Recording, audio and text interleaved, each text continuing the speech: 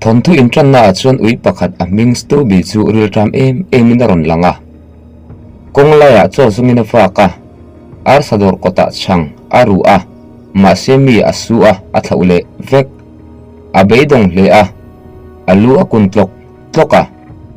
chumilai tak chuan army ho anron kala anjinga chuan army tlangwal robot atel ve a army damin an ngai saklo ui khongai thlak tak chu robot a chuan a mu a alai nata anui saka a biscuit pai a pe a ui mit meng chu adang hal vek avoi khatnan a hlim le ta ani chu tatang chuan robot a chu a khovel pumani ngala azui tlat to me ni indo pui pakhatna lo ni a France le British in Germany an bei me ka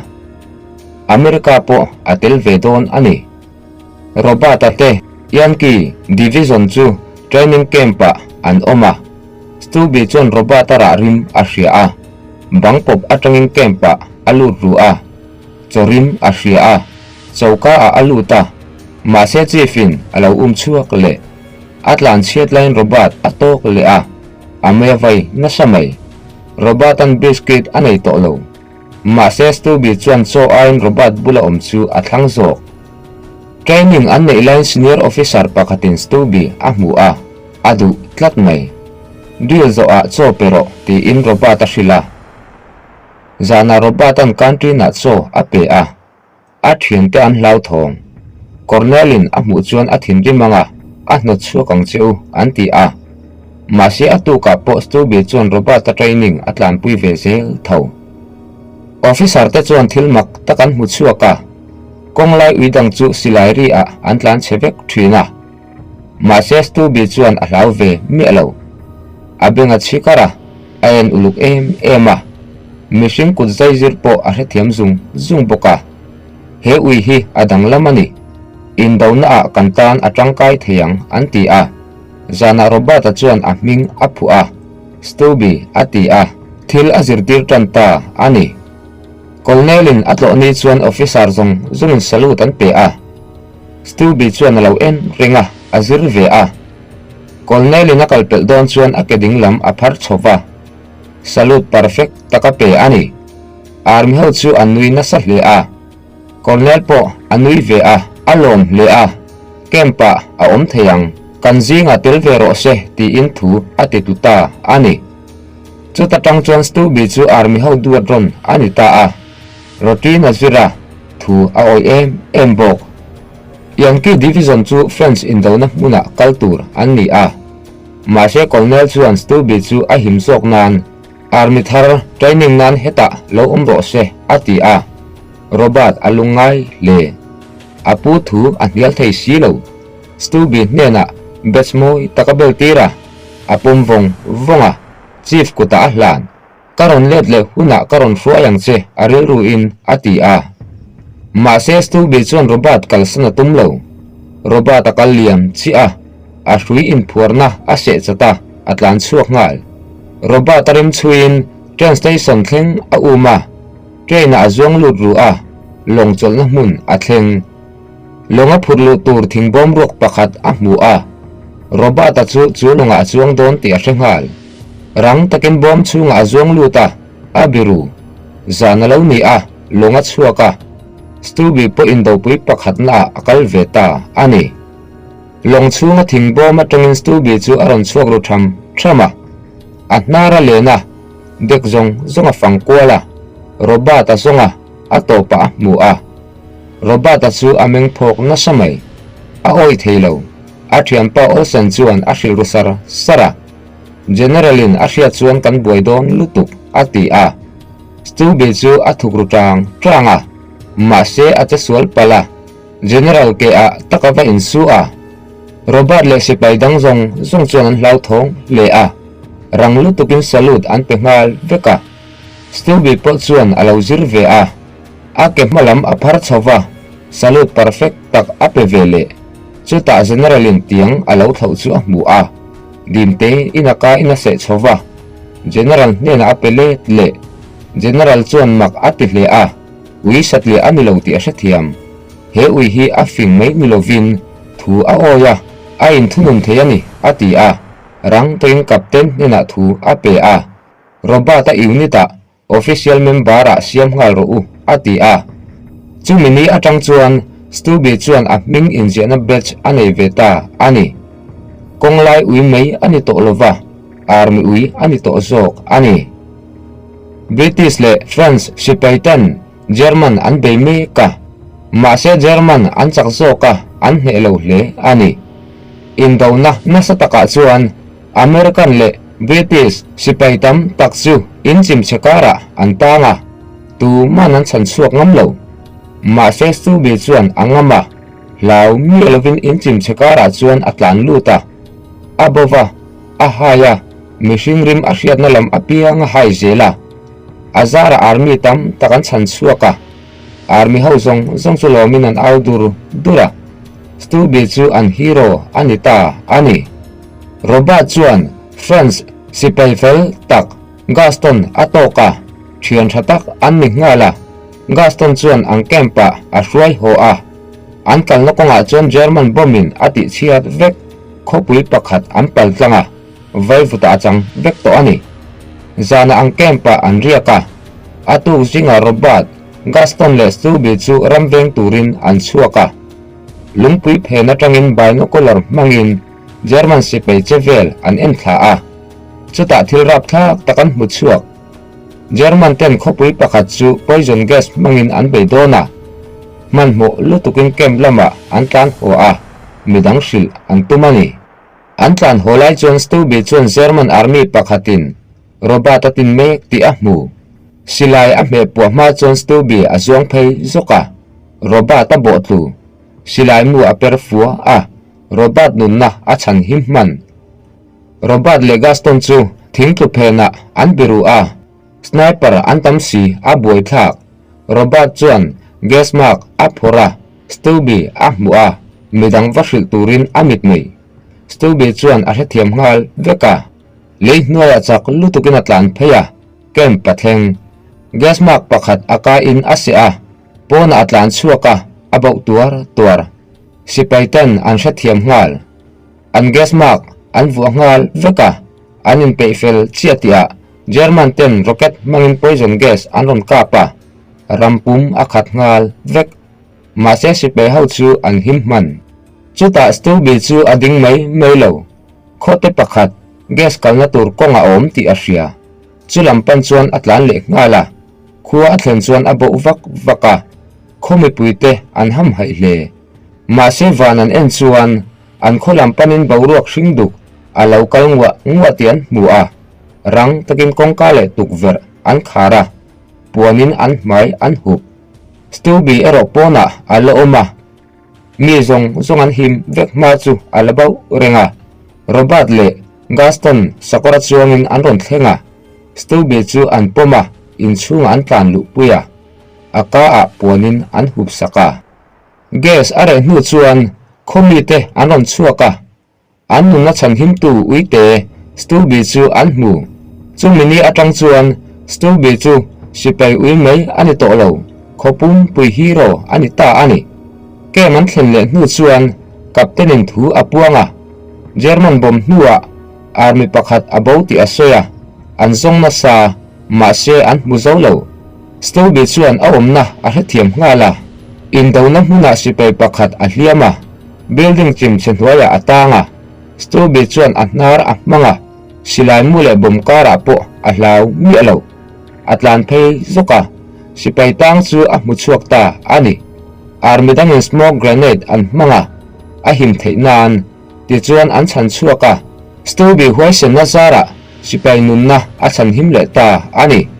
chumin hnu loka Robert a unit chu mundanga an sona an kalman khuanu fel tak pakhatin Stubby tan jacket a thui saka Gaston po in gas mark big ape a German ten poison gas an man le po in Stubby a him theinan ani anin mangtha a frontline lampanin an chuaka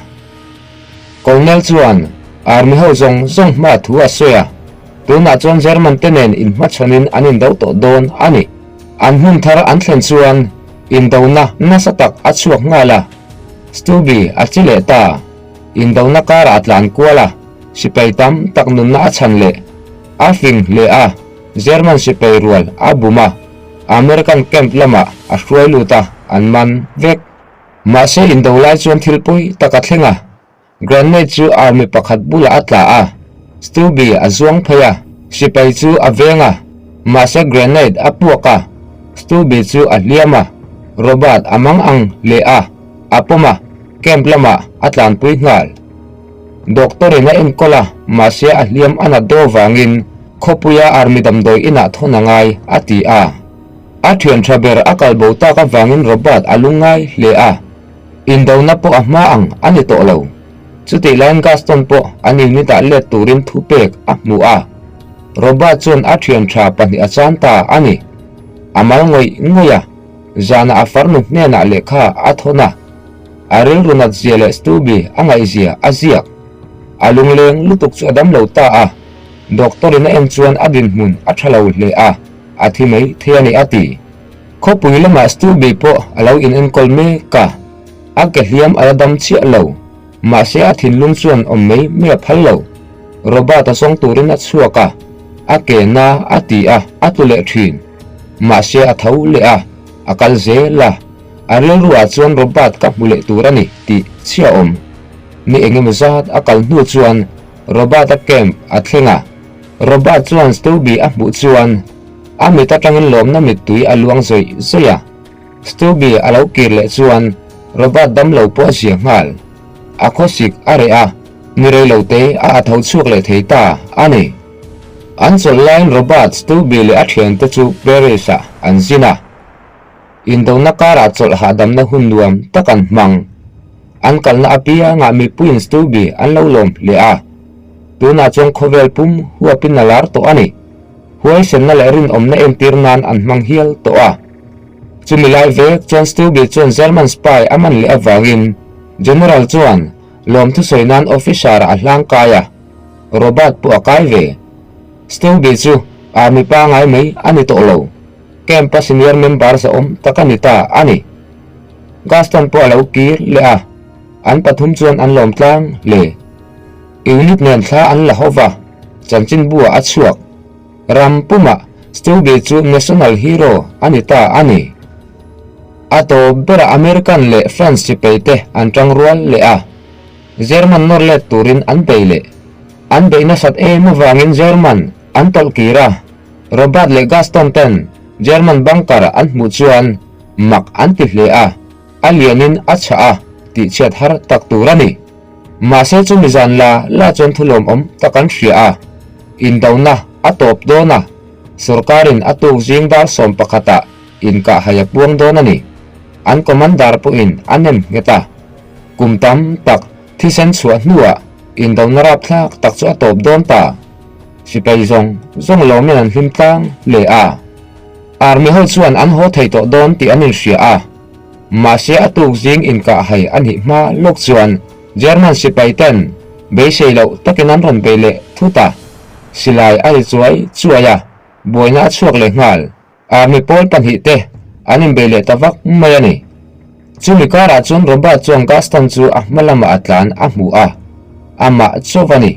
ngai to na dang nei man lovin Robert le Stubi chuan an zui ve ngal reilote a chon Robert chuan Gaston chu German sipai pan hi in an lo hual bet me ti a mu a chan tuma pen chu lai tak chuan hla takatang hian to torotri aron ri chuaka indo na top na hun inka hai chu anita ani German army ta chu anding chota an silai an da thlariai reya an kutam phar chowa anin pe a Robert chuan asana abia jingdal som pakhat chi ani atop ta indo pui pakhat na rap thak tak chu atop ta ani Robert chu Stubi bul a thing thi a amit tu luang sei chungin anuya andam chuaka ho thei anita ani Stubi po hlim ema amel vailo lova amit meng a hlim le an kong zo thui tak chu atop veta ti a hria a ma se an ho main Robert chuan a thiante army hliam omlo zong turin indo na mun chu afang kwal le a Stubi chuan an hnara manga ama ashwai ze la chuta Robert chuan leya lukhum pakhat achara a thian thaber lukhumani ti a hriat chuan a rilru anna hle a abula chon ngoi ringin a thing thi a asun vong vonga Gaston nen chuan an thian boral ta chu thatakin an vui liama chu hmun an chua san hnu chuan Robert chuan Gaston chu mitui nen amang tha a Stubby le officer dang tenen chuan in lampanin an chuaka an longin tuipui an chua sana